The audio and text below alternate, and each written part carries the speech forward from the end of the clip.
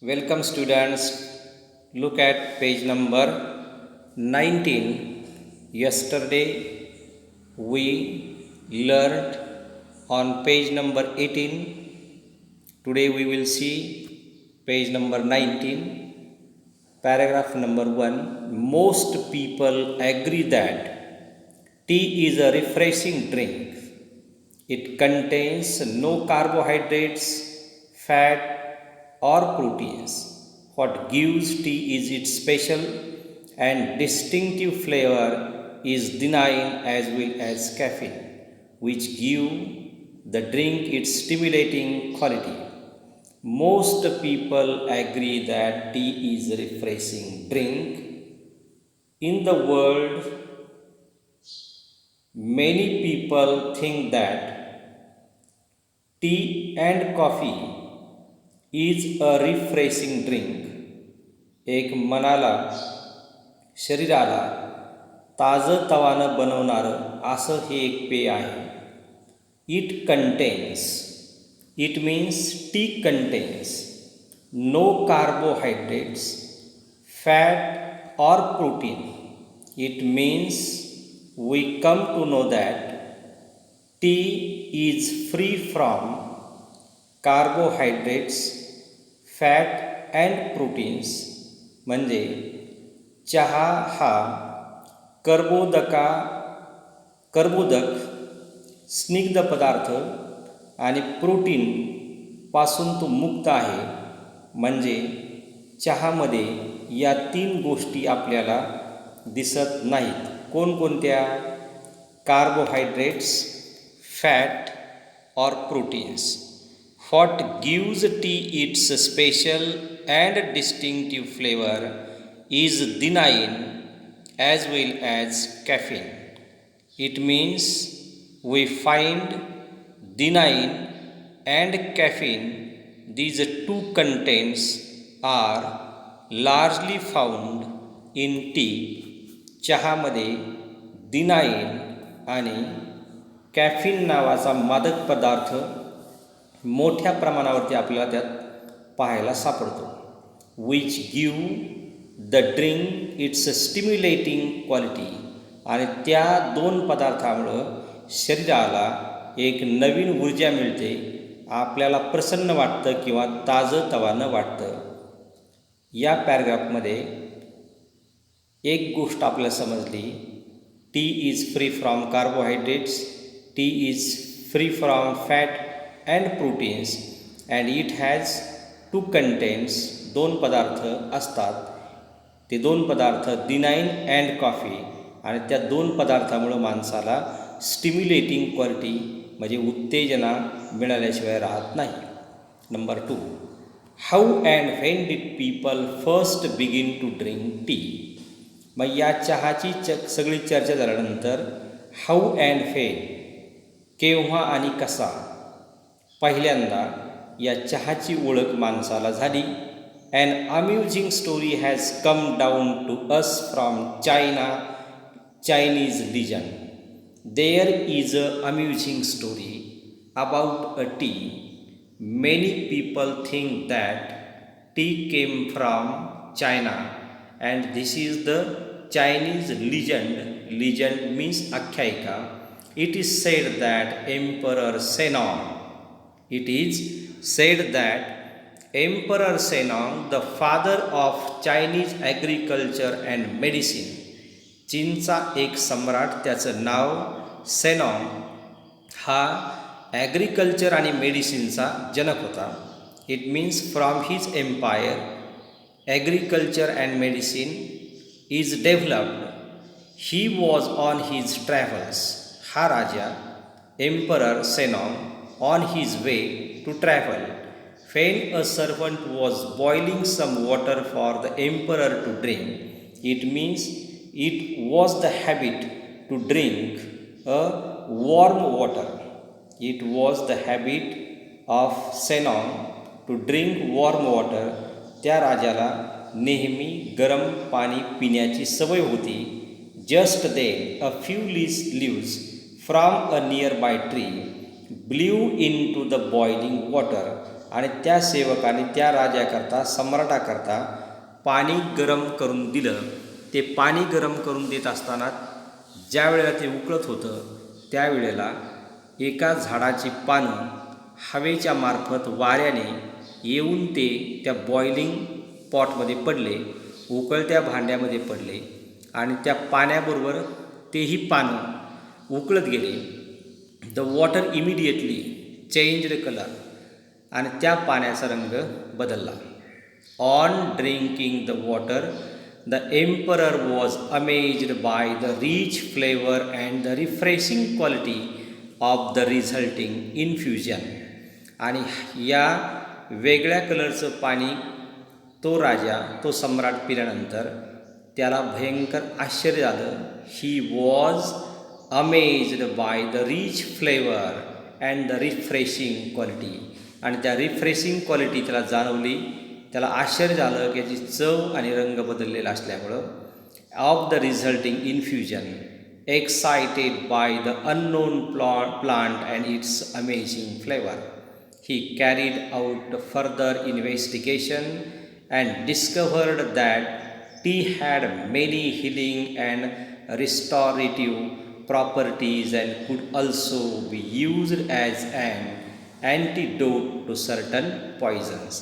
आणि त्या राजाला आणखीन एक ज्ञान त्यातून प्राप्त झालं का हे एक विषहारक अँटीडोट टू सर्टन पॉयझन्स, एखादं विष कमी करण्याकरता या द्रव्याचा वापर होऊ शकतो. हे त्याला लक्षात आल्यामुळं याने त्याचा थोडासा प्रसार करण्याचा प्रयत्न केला.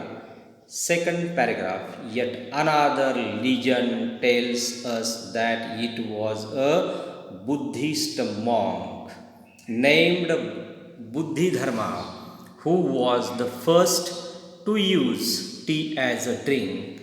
He was keen to find a herb or a medicinal plant which would help him to stay awake and alert for long periods of time in prayer and meditation.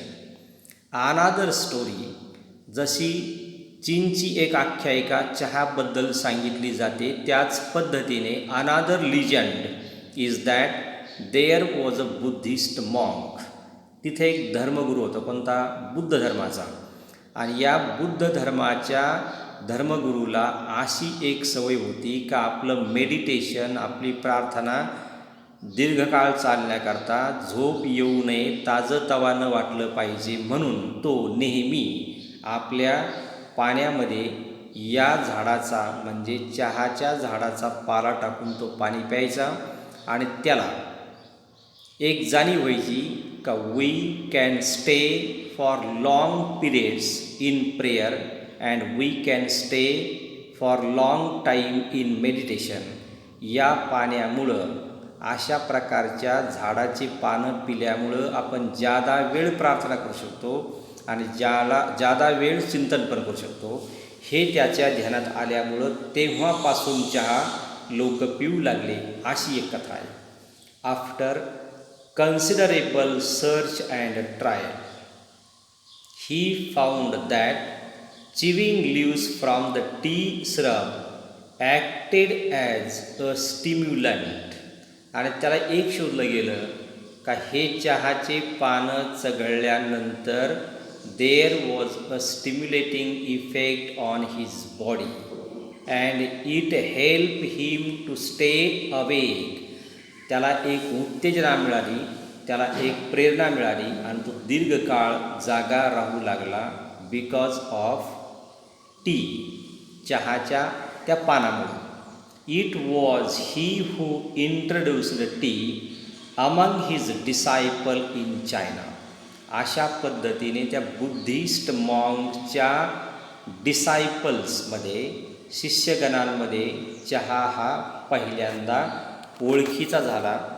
It is sed that the Japanese priest, there is the third story about the tea. It is said that Japanese priest studying under Buddhist teacher in China.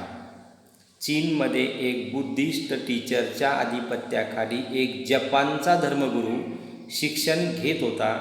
हे शिक्षण चालू असताना या Japanese प्रिस्टला पहिल्यांदा तिथं म्हणजे चायनामध्ये या चहाच्या बियांची ओळख आणि चहाच्या पानांची ओळख झाली आणि मग त्याने आपल्या गावाकडं किंवा घरी येताना या बिया आणि चहाची पानं बरोबर आणली.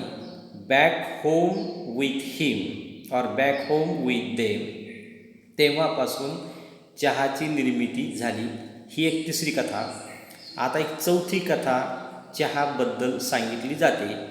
Turkish traders also began to bargain for tea on the border of Mongolia.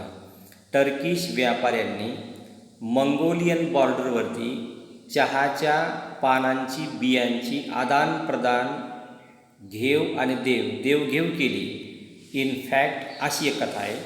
In fact the story goes that the Chinese emperor Huizong was so taken up with tea that he set up research into the best tea whisking methods and also hosted tea making and tea tasting tournaments in the court.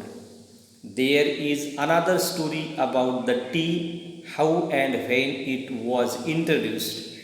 The last story is said that Chinese emperor, whose name is Hui Sung, was so taken up with tea. या हुईशी तुंगने काय केलं तर आपल्याजवळ ते चहाचे बिया किंवा रोपं किंवा त्याची पानं याच्यावरती एक रिसर्च सेंटर, एक संशोधन केंद्र सुरू केलं. त्याचबरोबर आपल्या दरबारामध्ये त्याने टी टेस्टिंग टुर्नामेंट्स पण भरवल्या. म्हणजे चहा पिण्याला या सम्राटाने आणखी चालना दिली. म्हणजे तेव्हापासून चहाची ओळख किंवा चहाची सवय लोकांना जडली गेली. म्हणजे हाही संबंध चीनशी येतो. So T minded was he. आणि तो चहाच्या इतक्या आहारी गेला का ही बिकेम टी माइंडेड. चहाच्या मनाचा म्हणजे तो चहामय होऊन गेला. आणि इतका चहामय होऊन गेला that he fail to notice that Mongolia had actually taken over his empire. त्याचं सगळं साम्राज्य मंगोलियन सैनिकाने ताब्यात घेतलं, जिंकून घेतलं. तरीसुद्धा या चहाच्या मनाने किंवा टी माइंडेड गृहस्थाला जाणीवसुद्धा झाली नाही. तेव्हापासून या जगामध्ये चहा हा प्रसिद्ध झाला. अशा प्रकारच्या अनेक कहाण्या चहाबद्दल सांगितल्या जातात. तर आपण आता काय केलं, पान नंबर 19वरती स्पष्टीकरण किंवा कळून घेण्याचा प्रयत्न केला. व्हिडिओ फार मोठा होऊन डाउनलोड तो होत नाही लवकर, त्यापेक्षा कमीत कमी वेळेमध्ये समजून घ्या. आता या पट्टीमध्ये काही प्रश्न आहेत पहा. What does T content and what does it not content.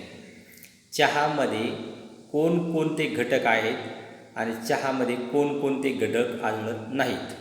तर आपण पाहिलं आता चहामध्ये 2 प्रकारचे घटक आहेत, एक दिनाईन आणि कॅफिन.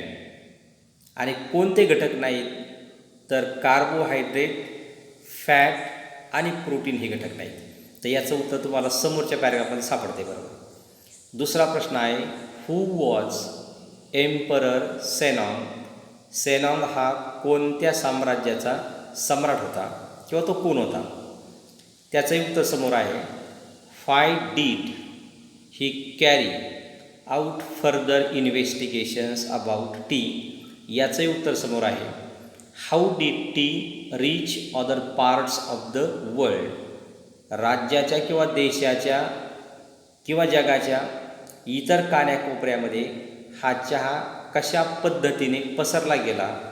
तर आपण पाहिलं का Buddhist monk whose name was Buddha Dharma was studied in China under the Buddhist sadhu, and he came in contact with sadhu, and he took some seed and leaves and he went to Japan.